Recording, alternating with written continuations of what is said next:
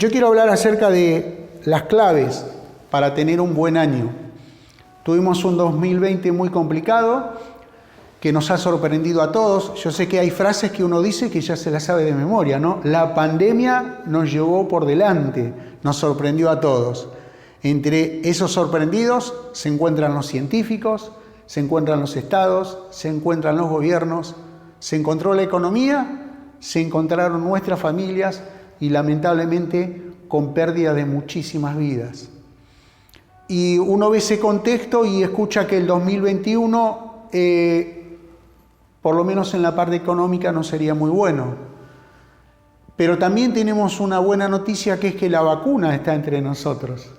Y con el correr de los días y de los meses, uno espera que la población toda pueda estar vacunada.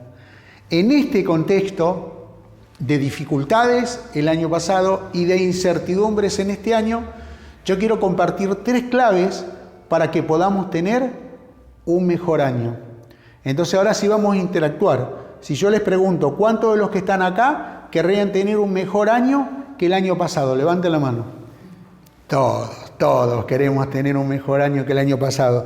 Y bueno, y vamos a la Biblia, en el Evangelio de San Juan, capítulo 11, versículo 40.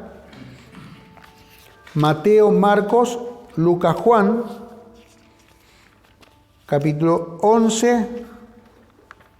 Después de esta primera reunión, bueno, vamos a estar charlando entre nosotros, conocernos un poquito más si quieren, pero ahora vamos a la palabra del Señor. En el Evangelio de San Juan, capítulo 11, versículo 40, dice: y Jesús dijo, ¿no te he dicho que si crees verás la gloria de Dios? ¿No te he dicho que si crees verás la gloria de Dios? Yo les pinté un poquitito como nos pintan a nosotros cómo puede llegar a ser este año. Pero aquellos que profesamos la fe en Jesucristo, creemos que este año podemos ver la gloria de Dios. Y cuando decimos ver la gloria de Dios, es decir que podemos ver que la economía esté bien en nuestra casa. Cuando decimos poder ver la gloria de Dios, podemos decir que vamos a ver que en nuestro hogar va a haber paz.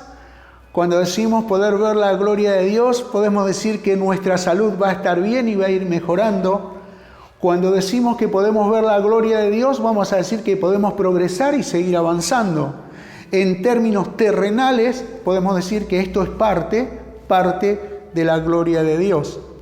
Ahora, en el Evangelio de San Lucas, y aquí sí nos vamos a detener un poquito más, capítulo 5, yo les invito a que lo busquen. Evangelio de San Lucas, capítulo 5, versículo 1. ¿Estamos cómodos, Bien, bueno. Qué lindo es empezar la mañana así. Después disfrutamos el día con otras cosas. Evangelio de San Lucas, capítulo 5, versículo 1 al 6, nos habla de la pesca milagrosa y dice: y aconteció que estando Jesús junto al lago de Genezaret, el gentío se agolpaba sobre él para oír la palabra de Dios. Y vio Jesús 2 barcas que estaban cerca de la orilla del lago, y los pescadores, habiendo descendido de ellas, lavaban sus redes. Y entrando en una de aquellas barcas, la cual era de Simón, le rogó que la apartase de tierra un poco, sentándose, y enseñaba desde la barca a la multitud. Cuando terminó de hablar, dijo Jesús a Simón Pedro: boga mar adentro, y echad vuestras redes para pescar. Y respondiendo Pedro le dijo: Maestro, toda la noche hemos estado trabajando y nada hemos pescado, pero en tu palabra voy a echar la red. Y habiéndolo hecho, encerraron gran cantidad de peces a tal punto que su red se rompía. Una historia muy conocida en la Biblia, la pesca milagrosa. Y aquí encontramos en esta pesca milagrosa la primer clave para tener un mejor año. Y es involucrar a Jesús. Este texto nos cuenta que habían pescadores experimentados que conocían de redes, conocían de barcas, conocían del mar, conocían los horarios para pescar y estaban bien curtidos. Pero sin embargo, Pasaron toda una noche intentando pescar y dice la Biblia que llegaron al puerto con las manos vacías. Llegar al puerto con las manos vacías o con las redes vacías significaba no tener dinero para alimentar sus casas. Llegar al puerto con las redes vacías significaba no tener recursos para mantener su capital. Llegar al puerto con las redes vacías significaba ir acumulando deudas en su trabajo. Pero sin embargo, en ese momento estaba Jesús. Y a mí siempre me llamó la atención de este texto que dice que había 2 barcas, pero Jesús puso su mirada sobre una de ellas. Y yo lo relaciono con cada día de nuestras vidas. ¿Cuánta gente hay que tal vez no ha sido tocada por la bendición de Dios?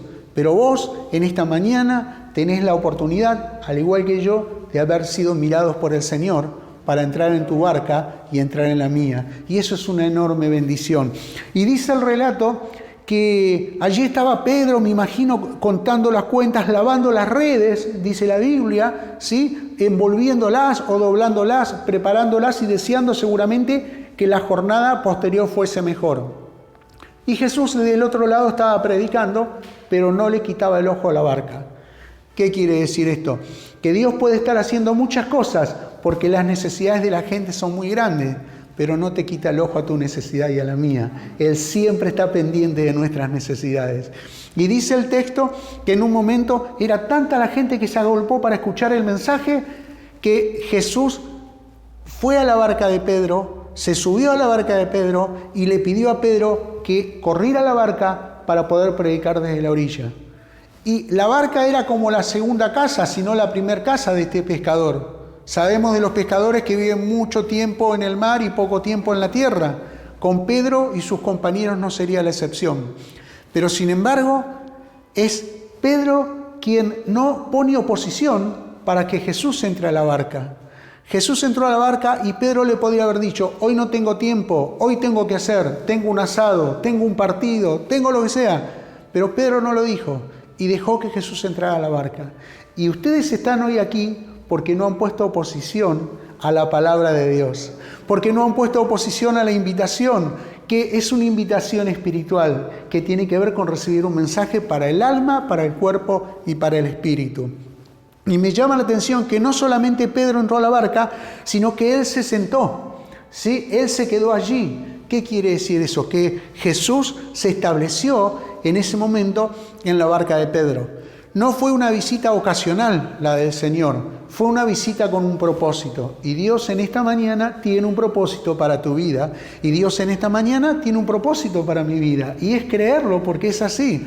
Y cuando Dios se establece en nuestras vidas, nuestra forma de pensar cambia, nuestra forma de actuar cambia, nuestra forma de hablar mejora, porque Dios se establece en nuestras vidas. No es que es la religión ni es la iglesia, es el Espíritu de Dios que se establece en nuestras vidas. Y cuando Dios se establece en nuestras vidas, nos ponemos a disposición del Señor. Fue lo que hizo Pedro. Pedro le podría haber dicho: no, ya no damos más, tenemos que remar para ir, no me puedo correr un poquitito de la orilla para que vos prediques. Sin embargo, Pedro se dio su espacio para que Jesús siguiera predicando.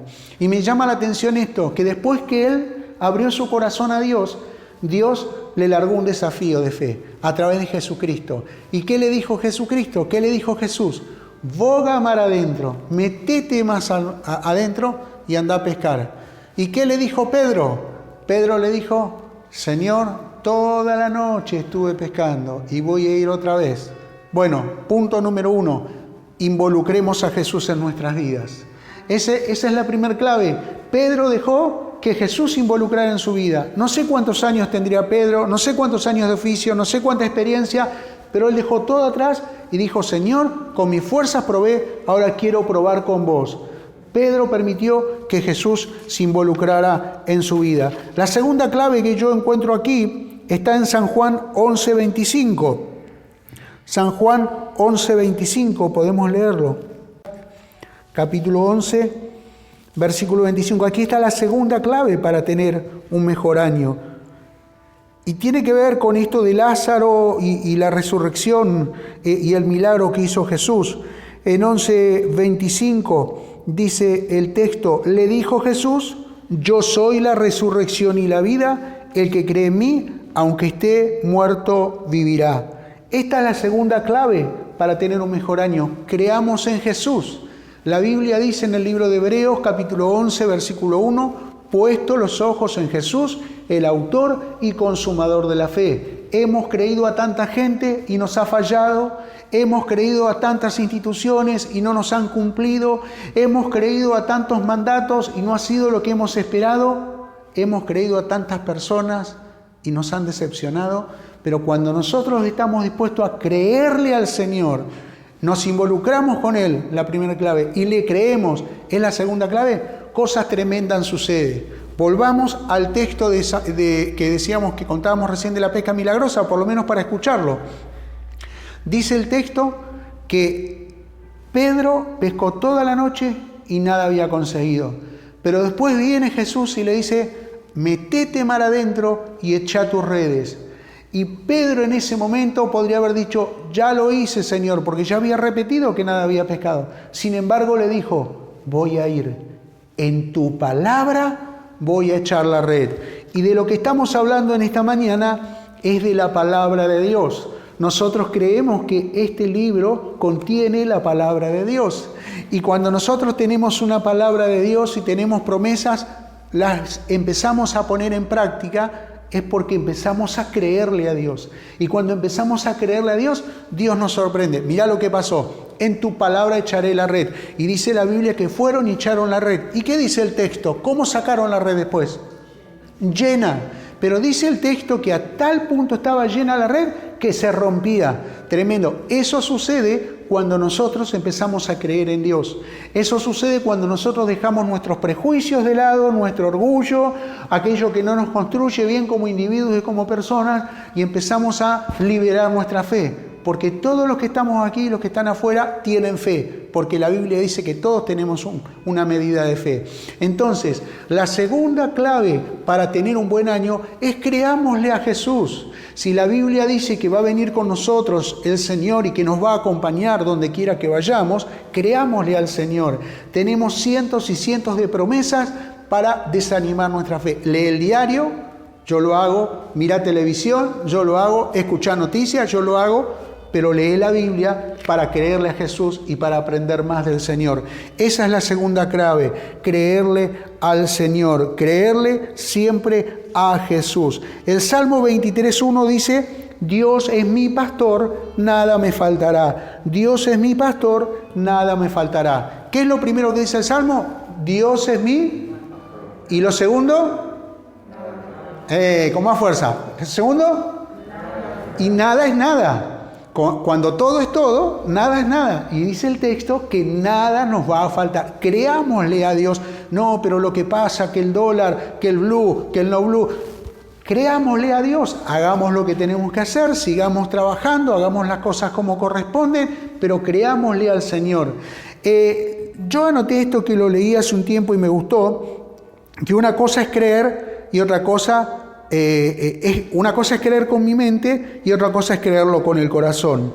Y a veces se vive una fe intelectual, una fe donde todo se duda si puede o no puede ser, y eso no es fe. Ahora, el saber vivirlo, entre saberlo y vivirlo, dijo alguien, hay una diferencia de 40 centímetros. Claro, yo lo sé con mi cerebro, yo lo vivo con mi corazón. Es más o menos la diferencia que hay entre el cerebro y el corazón. Por eso la importancia de creerle al Señor. Clave número 1, para tener un mejor año, involucrémonos con Jesús. Clave número 2, creámosle a Jesús. Y la tercera y última clave para tener un mejor año está en el Salmo 25:4. Muéstrame, oh Dios, tus caminos y enséñame tus sendas. Encamíname en tu verdad y enséñame. Porque tú eres el Dios de mi salvación, en ti he esperado todo el día. En ti he esperado todo el día. No dice que esperamos en la puerta del municipio, no dice que esperamos en la casa de gobierno, no dice que esperamos el correo, dice, en ti hemos esperado todo el día. Clave número 3 para tener un mejor año, esperemos en Dios, porque siempre de Dios vienen palabras de bendición y vida eterna. Siempre de parte de Dios viene ánimo. Muchas veces Hay personas que les cuesta involucrarse con el Señor porque dan el primer paso, pero después abandonan, no esperan los procesos. Y todos sabemos que en la vida hay procesos y que en la vida hay etapas, ¿sí? Y esas etapas se van viendo y se van marcando a lo largo de nuestra vida. Por eso, animémonos a esperar en el Señor. Como iglesia, qué lindo el número de gente que vino hoy, la verdad es muy lindo. Pero hay más personas que necesitan del Señor. Esperemos en el Señor que Dios haga ese milagro. Nosotros hagamos nuestra parte y Él va a hacer la de Él. Esperemos en Jesucristo porque Él tiene poder para resucitar cualquier situación. Leíamos al principio, ¿no te he dicho que si crees verás la gloria de Dios? En el contexto del fallecimiento de Lázaro. Y dice el texto que después Jesús llamó a Lázaro, le ordenó que se levantara y Lázaro resucitó. Eso está en la Biblia.